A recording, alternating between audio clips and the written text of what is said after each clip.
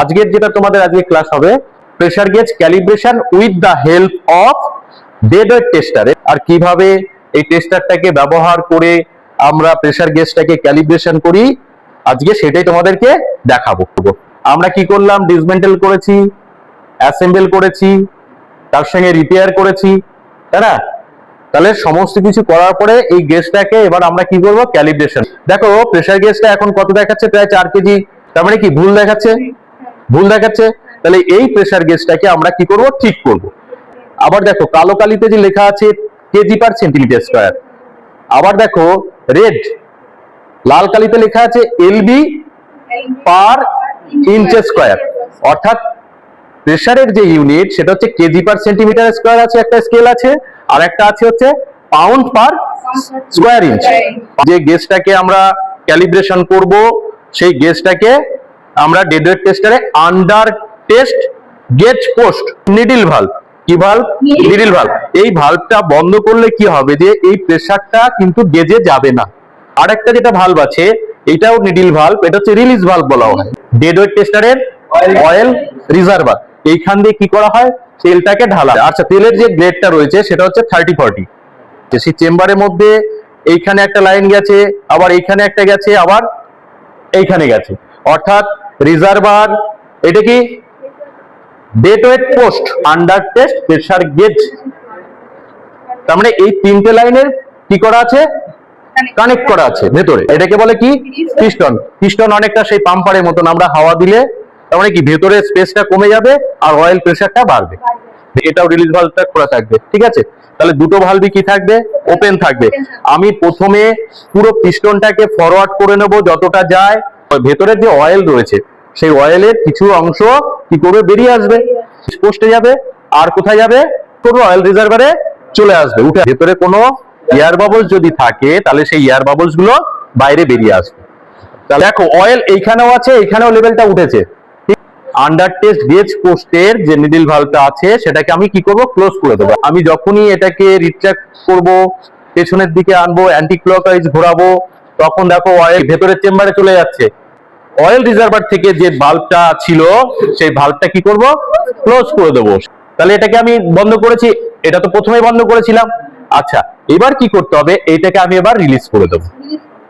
কোন অবস্থায় আছে, পিস্টনটা বাইরের দিকে রিট্রাক্ট কন্ডিশনে আছে। সামনের দিকে গেলে ক্লকওয়াইজ ঘোরালে কি অ্যাডভান্স, আর অ্যান্টি ক্লকওয়াইজ ঘুরিয়ে দিলে রিট্রাক্ট পজিশনে চলে আসবে। তাহলে রিলিজ ভালভটা ক্লোজ আছে, আর গেজ ভালভটা কি হয়েছে, ওপেন করা হলো। এটাকে র্যাম বলে, আর ডেড ওয়েট পোস্ট। তাহলে আমি এখানে যে ওয়েটটা ব্যবহার করব সেটা হচ্ছে কেজিতে আছে, সব হচ্ছে হালকা করে লাগানো ছিল। তো এইটা পয়েন্টার খুলতে কি ব্যবহার করা হয়, পয়েন্টার পুলার। ডায়ালটা থাকলে আমরা ক্যালিব্রেশন করতে পারবো না। তাহলে আমার গেজের রেঞ্জটা কত আছে, 0 to 10 কেজি।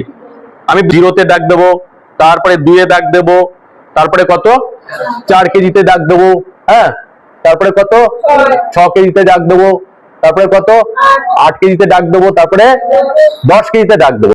কত সহজে তুমি ইনস্ট্রুমেন্টটাকে ক্যালিব্রেশন করতে পারবে। তার মূল টোটকা হচ্ছে প্রথমে জানতে হবে জিরো কোনটা আর স্প্যান কোনটা। আমরা আইডেন্টিফাই করবো যে জিরোটা কিভাবে অ্যাডজাস্ট করা যায় আর স্প্যানটা কিভাবে অ্যাডজাস্ট করা যায়। বুঝে গেল? দাগটা দিয়েছিলাম সেই জিরোতে আমি কি করব, আস্তে করে এই পয়েন্টারটাকে বসিয়ে দেবো। ডিসমেন্টেলিং করার সময়ও তোমরা জেনেছো, আর অ্যাসেম্বলিং করার সময় পার্টস গুলোর নাম জেনেছো, তবু আমি আরেকবার এটাকে রিকল করছি। হ্যাঁ, এটা কি পয়েন্টার, এটা কি সি টাইপ বডন টিউব। বডন টিউব কত রকমের হয়, তিনটি, কি সি টাইপ বডন টিউব, আর হচ্ছে হেলিক্যাল টাইপ বডন টিউব, আর হচ্ছে স্পাইরাল টাইপ বডন টিউব। তাহলে বডন টিউব হয়ে গেল। বডন টিউবটা কি থাকে, ফাঁকা। এর ক্রস সেকশনাল এরিয়া কি, ওভাল। বডন টিউবের কি ভেতরে ফাঁকা থাকবে। আচ্ছা দেখো এটাকে কি বলে, টিপ পজিশন। তাহলে বডন টিউবের টিপ পজিশনটা কি করা থাকে, সিল করা থাকে। এই যে সকেট থেকে তোমার যে প্রেসারটা কি করবে, এই ফাঁকা জায়গা দিয়ে ভেতরে গিয়ে এটা সিল, বেরোতে পারবে না। লিংক লেবার, এটা কি বলে, আরেকবার, সেক্টর বা সেগমেন্ট লেবার। তাহলে টিপের থেকে লিংক লেবার দিয়ে আমি সেক্টরের সঙ্গে কানেক্ট করা আছে, থাকবে একটু সেক থাকবে যেন ও ইজিলি মুভমেন্ট করতে পারে। টাইট থাকবে না, কিন্তু টাইট থাকলে কি হবে, যখন বোডনটা সোজা হতে চাইবে তখন একটা অ্যাঙ্গেলের প্রবলেম আসবে। আর একটা তোমার রেস্ট্রিকশন, বাধা তৈরি হবে, ও স্মুথলি কি করবে, মুভ করতে পারবে না। সেক্টর কি টিটকাটা আছে। আবার দেখো যে পয়েন্টারটা যার উপরে রয়েছে ওইখানে কি আছে, পিনিয়ন। পিনিয়নটা কি ভার্টিক্যাল টিটকাটা রয়েছে, আর এটা সেক্টরটা তার মানে কি এরকম করে টিটকাটা রয়েছে, আর সেক্টরটা এরকম ভাবে রয়েছে, তাই তো? তাহলে এর যখন মুভমেন্টটা হবে কি হবে, পিনিয়নটা ঘুরবে। পিনিয়নটা ঘুরবে, দেখো পয়েন্টার শ্যাফটের উপরে কি রয়েছে, পয়েন্টার। এবার ওইখানে আরেকটা জিনিস রয়েছে, সেটা হচ্ছে হেয়ার স্প্রিং, যেটা ব্যাকলাশ এররটাকে কমানোর জন্য আছে। এই গেজটা যে মেকানিজমে কাজ করে সেটা হচ্ছে র‍্যাক এন্ড পিনিয়ন মেকানিজম। পয়েন্টারটাকে দিয়ে কি করেছি, এই জিরো যে মার্কটা ছিল সেখানে অ্যাটাচ করেছি। এরপর স্প্যান হচ্ছে 10 কেজি। তাহলে প্রথমেই আমাকে দেখে নিতে হবে যে 10 কেজিতে আমার গেজটা কি অবস্থায় আছে। এটা কি, এটা হচ্ছে ডেড ওয়েট পোস্ট, আর এইগুলোকে বলা হয় হচ্ছে ডেড ওয়েট টেবিল। এটা দেখো এইখানে দেখো লেখা আছে কত, 0.2 কেজি পার সেন্টিমিটার স্কোয়ার। কত কেজি দিতে হবে স্প্যানে, কত, 10 কেজি। তাহলে একটু শুধু টেস্ট করে নিই যে আমাদের প্রেসারটা ডেভেলপ হচ্ছে কিনা। তাহলে এটা খোলা আছে, এটা বন্ধ আছে। এবার আমি যদি পিস্টনটাকে সামনের দিকে ঘোরাই, এবার র্যামটা কি হবে, উঠবে।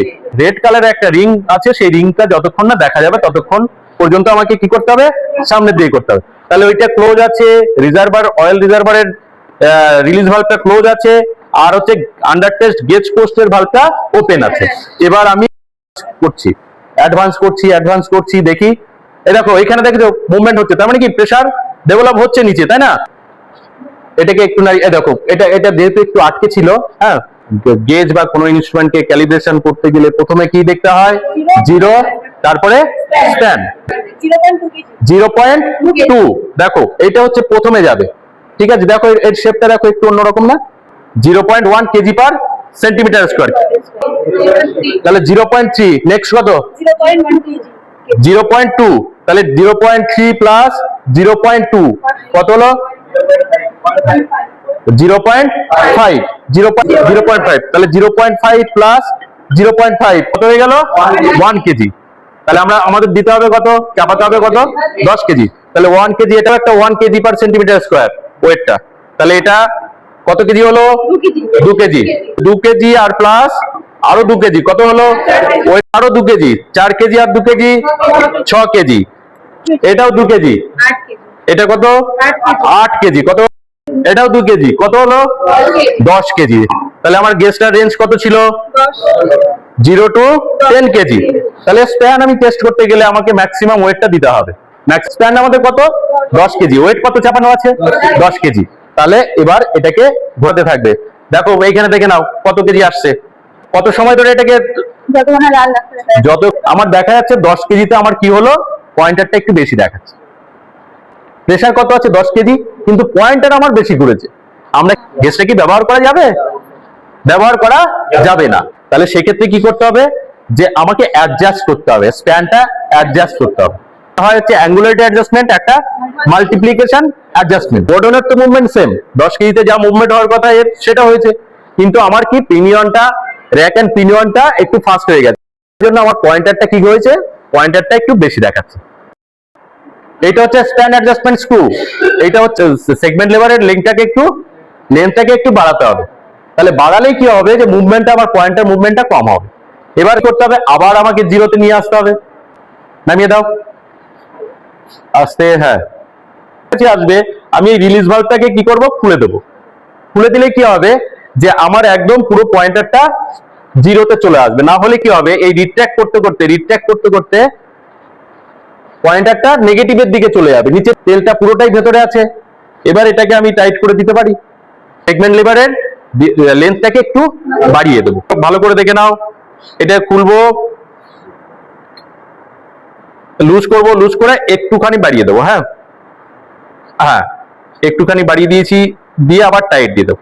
পয়েন্টারটাকে খুলে জিরোটা, কোনো গেজে জিরো অ্যাডজাস্টমেন্ট কি থাকে, স্ক্রু থাকে, তখন ওই স্ক্রুটাকে ঘুরিয়ে আমরা জিরোতে করব। এইখানে আমরা কি করছি, এটা হাত দিয়ে করছি। এখানে যেহেতু কি নেই, জিরো অ্যাডজাস্টমেন্ট স্ক্রুটা নেই, কত দেখবো, স্প্যান। আবার কোন পর্যন্ত দেখবে, যত রেড লাইনটা দেখা যাচ্ছে। তাহলে প্রেসার গেজ ক্যালিব্রেশন কি মেথডে ক্যালিব্রেশন করা হয়, ট্রায়াল অ্যান্ড এরর। কি মেথড বলে, ট্রায়াল অ্যান্ড এরর। এটা দেখেছো 10 কেজিতে চলে এসছে অ্যাডজাস্টমেন্ট। এটা কিসের জন্য হলো? এই যে আমি একবার করলাম, একবারেই হয়ে গেল, মানে কি আমার অভিজ্ঞতা রয়েছে। স্কিল, এটাই হচ্ছে স্কিল, যে তুমি কত কম সময়ের মধ্যে একটা ইনস্ট্রুমেন্টকে তুমি ঠিক করতে পারছো। গেল জিরো আর স্ট্যান্ড ঠিক হয়ে গেল। অর্থাৎ এরপর আমি কি দেখবো? 5-এ দেখবো হট করে তুমি উপরের ওয়েটটা যদি নামিয়ে দাও, ভেতরে তো প্রেশারাইজ সার্কিট দিয়ে আটকানো থাকে, ওইটা ভেঙে বেরিয়ে চলে আসতে পারে। তাহলে ওয়েটটা আমি 8 কেজিতে নেবো, এবার 2 কেজি নামাও। তাহলে 10 কেজি ওয়েট ছিল, 2 কেজি নামাচ্ছে, পয়েন্টারটা আমার কত 8 কেজিতে আছে দেখো। রেড রিং, এই দেখো একদম তোমার 8 কেজিতে চলে এসছে। প্রেশারটা রিলিজ করতে হবে কত? এই 6 কেজিতে যখন যাবে পয়েন্টারটা, তখন আমি 2 কেজি নামাবো। 2 কেজি নামিয়ে দাও। 2 কেজি নামানো হয়ে গেছে। এবার আমি এটাকে তুলবো। ক কেজি প্রেশার দিচ্ছি? এটা 6 কেজি। তাহলে এই দেখো 6 কেজি, রেড রিংটা দেখা যাচ্ছে, তাহলে 6 কেজি প্রেশার দেখাচ্ছে। 4 কেজি নিচে আগে পয়েন্টারটা নামিয়ে নিতে হবে, এরপরে তুমি 2 কেজি নামাও। তাহলে ওয়েটটা কত আছে? 4 কেজি আছে, কিন্তু আমার প্রেশারটা একটু কম আছে, এখনো রেটটা ওঠেনি। তাহলে এই হালকা প্রেশার দিলে আমার কি হবে? রেড সাইনটা চলে আসবে, রেড রিংটা দেখা যাবে। দেখা গেল? তাহলে দেখো এখানে দেখো যে আমরা যে 4 কেজিতে যেখানে দাগ দিয়েছিলাম, এক্সাক্ট দেখাও। 4 কেজিতে যেখানে দাগ দিয়েছিলাম দেখো এক্সাক্ট সেই 4 কেজিতে দেখাচ্ছে। আর এখানে দেখো 2 কেজি মানে 2 কেজি দেখাচ্ছে। 2 কেজি মানে 2 কেজি দেখাচ্ছে। জিরোটা দেখে নেবো, ভিডিওটা কন্টিনিউ রাখবে, এই ক্যালিব্রেশনটা। জিরোটা ওটা পুরোটা নামিয়ে দাও। আচ্ছা, এবার আমি রিলিজ করে দিলাম যে প্রেশারটা আমার কোন জায়গায় একদম পুরো জিরোতে চলে যাবে। কেন নেমে এসছে? ওইখানে হেয়ার স্প্রিং এর একটা টেনশন রয়েছে। ডায়ালের উপরে জিরোস্কোপ যে পোস্টটা রয়েছে, জাস্ট ওটাকে একটু তুলে দিয়ে এই জিরোস্কোপ পোস্টে রাখতে হয়। এবার তোমরা ফাইনালি দেখে নাও যে গেজটা তাহলে ঠিক আছে কিনা। করতে হবে সেটা হচ্ছে এই dead weight tester level gauge দিয়ে এই ডেড ওয়েট যে পোস্ট রয়েছে, লেগ গুলো যে রয়েছে, এই লেগ গুলো অ্যাডজাস্ট করা যায়। এটা একদম পুরো হরিজন্টালি আছে কিনা, এটা কি ক্লোজ করতে হবে। এটা কি অবস্থায় থাকবে? ওপেন অবস্থায় থাকবে। এটা স্ট্যান্ডার্ড টেস্ট গেজ। তাহলে মাস্টার গেজ হচ্ছে এখানে কি ডেড ওয়েট টেস্টার। এটা কিভাবে নেবে? পারপেন্ডিকুলার, অর্থাৎ আরো নিচে নামাও, আরো নিচে নামাও। হ্যাঁ ঠিক আছে, পয়েন্টারটা উপর থেকে আমরা দেখলে মনে হবে প্যারালাক্স এরর। ওটা 4 কেজি। দেখো এবার প্রেশারটা দাও আস্তে আস্তে আস্তে। হ্যাঁ দেখো রেড 4 কেজি কত? 4 কেজি। গেজটা ব্যবহার করা যাবে মনে হচ্ছে? হেয়ার স্প্রিং ড্যামেজ ছিল, তারপরে তোমার লিঙ্কটা বেঁকা ছিল। লিঙ্কটা কি ছিল? লিঙ্ক লেভারটা একদম ঠিক ছিল, শক্ত টাইট ছিল, সেটাকে লুজ করতে হয়েছে। তার মানে সেক থাকবে। সেক্টরের টিপ খারাপ হবে না, পিনিয়নের টিপটা খারাপ হয়। তাহলে পিনিয়নের টিপটা আমরা খারাপ পেয়েছিলাম, রিডিং এ কি হচ্ছিল? প্রবলেম করছিল। তো ওইটাকে কি করলাম? সেক্টরটাকে একটু ডাউন করে দিয়েছি। এখন পিনিয়নে ভালো টিপ পেয়ে গেছে। তাহলে একটা ফেলে দেওয়া ইনস্ট্রুমেন্ট না, সেটাকে আমরা রিপেয়ার করে কি করলাম? আবার নতুন বানিয়ে ফেললাম। কেননা 6 কেজিতে 6 কেজি দেখাচ্ছে, এবার 8 কেজিতে দাও।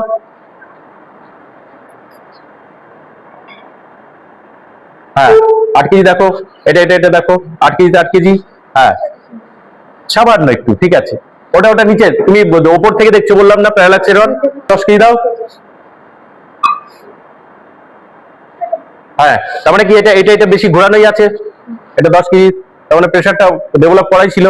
দেখো 10 কেজিতে 10 কেজি, ঠিক আছে। 10 কেজিতে 10 কেজি। একটা ক্লাব হবে তো নাকি? যে গেজটা খারাপ, একটা গেজটা কি হয়েছে? ঠিক হয়ে গেল। তাহলে এই গেজটাকে এবার আমরা প্রসেসে, যে কোনো প্রসেসে প্রেশার মেজারমেন্টের ক্ষেত্রে আমরা ব্যবহার করতে পারি। তাহলে কি শিখলাম আমরা? Calibration of pressure gauge. এরপরে আমরা একটা প্র্যাকটিক্যাল শীট বানাবো, ঠিক আছে।